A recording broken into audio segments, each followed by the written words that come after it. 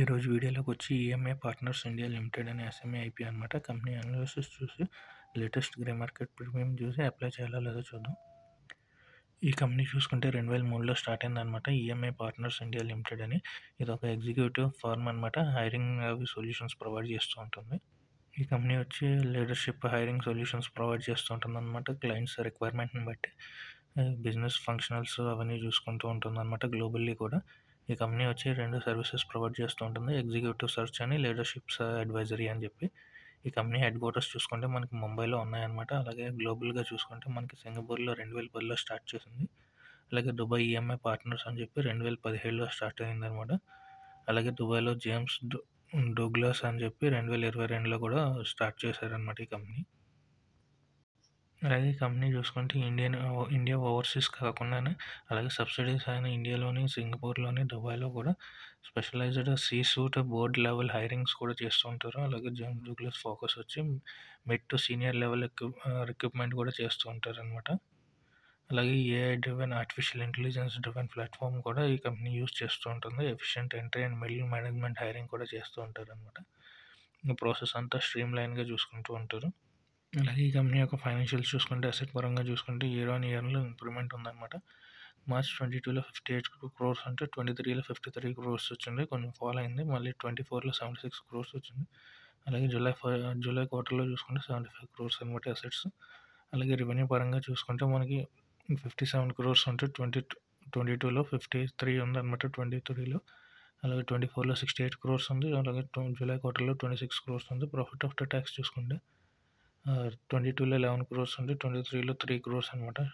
Sudden fall వచ్చింది. అలాగే March 24లో చూసుకుంటే 14 crores ఉందన్నమాట. అలాగే జూన్ క్వార్టర్లో ఫస్ట్ క్వార్టర్లో చూసుకుంటే 4 crores ఉందన్నమాట. ఆపరేటింగ్ క్యాష్ కూడా నెగిటివ్లో జనరేట్ చేసింది. అలాగే టోటల్ బోరింగ్స్ చూసుకుంటే మనకి 7 crores ఇప్పుడు అప్ ఉందన్నమాట. అలాగే ఈ కంపెనీ వచ్చి మార్కెట్ వాల్యూ చూసుకుంటే 288 crores మార్కెట్ వాల్యూ ఉంది. ఎబిటా మార్జిన్ చూసుకుంటే 24%, ప్యాట్ మార్జిన్ చూసుకుంటే 20% ఉందన్నమాట.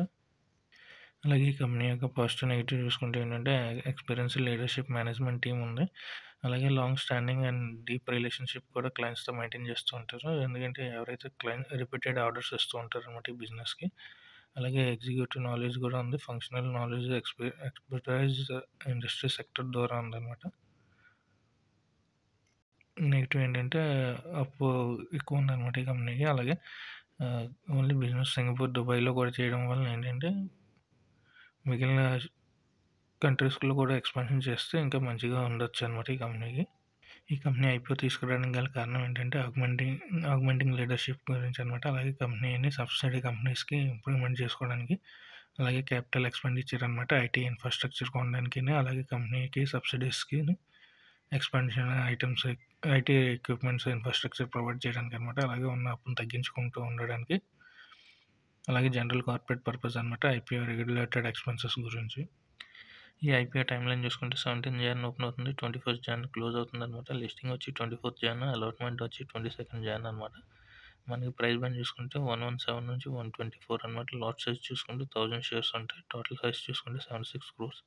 అందులో ఫ్రెష్ ఇష్యూ వచ్చి 66 crores అనమాట. ఆఫర్ ఫర్ సేల్ వచ్చి 9.87 crores అనమాట. ఫేస్ వాల్యూ చూసుకుంటే 5 rupees. రిటైల్లో ఒక లాట్లో 1000 shares ఉంటాయి కాబట్టి 1,20,000 కావాల్సి వస్తుంది అనమాట. అలాగే వెబ్సైట్ వచ్చి మనకి బిగ్ షేర్ సర్వీసెస్ ప్రైవేట్ లిమిటెడ్లో మనకి అలాట్మెంట్ తెలుస్తుంది అనమాట, అలాట్ అయిందో లేదో అని. ఓవరాల్గా ఐపీఓ రివ్యూ ఏంటంటే కంపెనీ అయితే హైయర్ వాల్యుయేషన్స్లో తీసుకొచ్చారు. రెవెన్యూ గ్రోత్, ప్రాఫిట్లో కూడా ట్రెండ్ మిస్సింగ్గా ఉందన్నమాట. ఓవరాల్గా ఇంకా రీజనబుల్గా తీసుకొచ్చుంటే ఇంకా మంచిదిగా ఉన్న ఏపీఐ. ప్రస్తుతానికి అయితే గ్రే మార్కెట్ ప్రీమియంలో డిమాండ్ కూడా లేదనమాట. సో రిస్క్ ఇన్వెస్టర్స్ ఎవరైతే ఇన్వెస్ట్ చేయాలనుకుంటున్నారో వాళ్ళైతే ఇన్వెస్ట్ చేస్తే మంచిదన్నమాట. ఓవరాల్గా అవాయిడ్ చేయొచ్చు ఈ ఐపీఓలో.